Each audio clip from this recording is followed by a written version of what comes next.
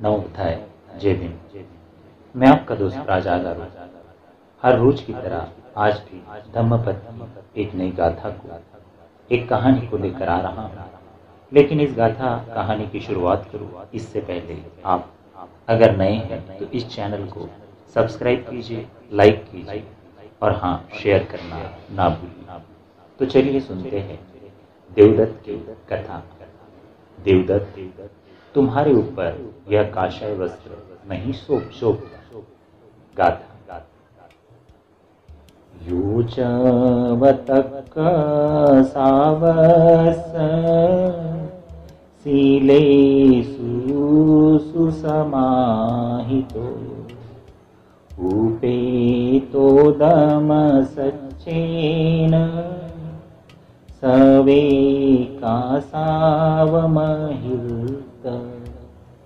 अर्थात जिसने अपने मन को स्वच्छ कर दिया है और तब वह काषाय वस्त्र धारण करता है, सत्य और संयम युक्त ऐसा व्यक्ति काषाय वस्त्र धारण करने का अधिकारी है। तो सुनते हैं कथा देवदत्त। आम जनता ने देवदत्त को वह वस्त्र धारण किए देखा। वे अपने आप को रोक नहीं सके और आपस में कहने लगे, यह वस्त्र देवदत्त के ऊपर शोभा नहीं देता। इसके सही पात्र तो बनते सारिपुत्र है। बुद्ध उन दिनों श्रावस्ती में विराजमान थे। कुछ समय के बाद एक भिक्षु राजगृह में श्रावस्ती पहुंचा और शाक्य मुनि के सन्मुख पहुंचा। उन्हें सादर प्रणाम कर एक किनारे बैठ गया। शास्ता ने उससे कुशल मंगल पूछा। बातचीत के क्रम में उसने राजगृह की घटना बताई कि किस प्रकार से देवदत्त ने नूतन वस्त्र धारण कर विचरण कर रहा था और लोगों में इस बात का आक्रोश था। इन बातों को सुनकर शाक्य मुनि ने कहा, भिक्षुगण, ऐसी घटना पहली बार नहीं हुई है कि सही पात्र न होते हुए भी देवदत्त ने ऐसे कीमती कपड़े पहने हैं। पूर्व जन्म में भी वह ऐसा कर चुका है। ऐसा कहकर शाक्य मुनि ने भूतकाल की कथा सुनाई।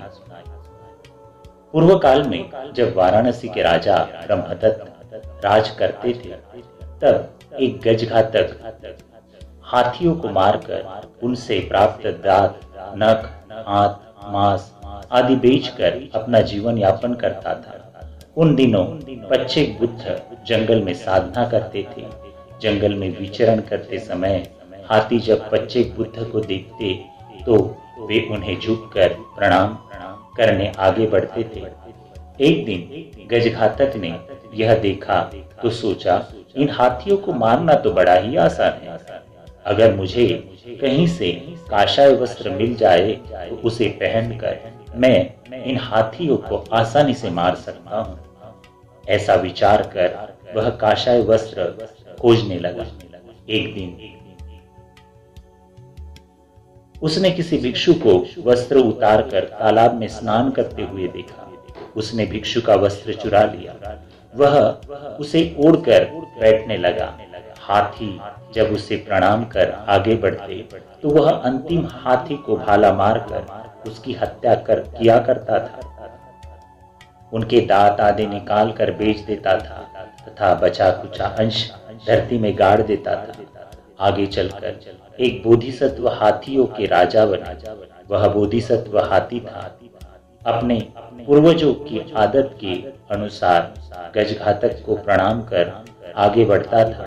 एक दिन हस्तिराज ने अपने साथियों से विचार किया, लगता है हमारी संख्या दिन प्रतिदिन घटती जा रही है। अगर कोई हाथी यहाँ से कहीं जाता है तो वो बिना बताए नहीं जाता। अवश्य ही कोई हमारे साथ शत्रुतापूर्ण व्यवहार कर रहा है। मुझे उस काषायधारी पर शक हो रहा है। एक दिन सभी हाथियों से मंत्रणा कर गजराज ने हस्ती समूह को आगे भेज दिया और स्वयं सबसे अंत चला गया। प्रतिदिन की तरह उस हत्यारे ने हाथियों को प्रणाम कर चले जाने पर राजा हाथी पर भाला फेंक दिया। हाथी सावधान था, वह मुड़ गया और भाले के वार से बच गया। उसने गजघातक को पकड़ लिया और उससे पूछा, क्या उसने हमारे साथियों की हत्या की है? क्या तुम्ही ने हमारे साथियों की हत्या की है? हत्यारे ने अपनी गलती स्वीकार ली। तब हस्तिराज ने सोचा, अगर मैं इसकी हत्या कर देता हूँ तो हजारों पुत्र, बच्चे पुत्र और क्षीणावस्त्र भिक्षुओं को यह सोचकर लज्जा होगी कि काशायधारी भी जीव हत्या करते हैं।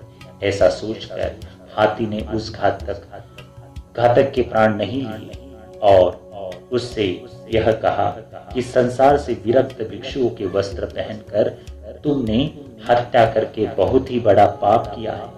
तुम काशाय वस्त्र के अधिकारी नहीं थे। जो व्यक्ति भीतर से निर्मल और पवित्र है वही काशाय वस्त्र का अधिकारी है।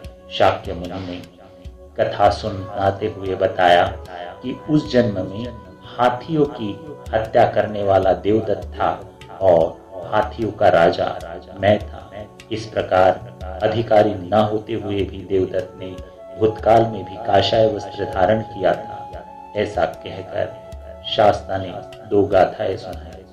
साधु साधु।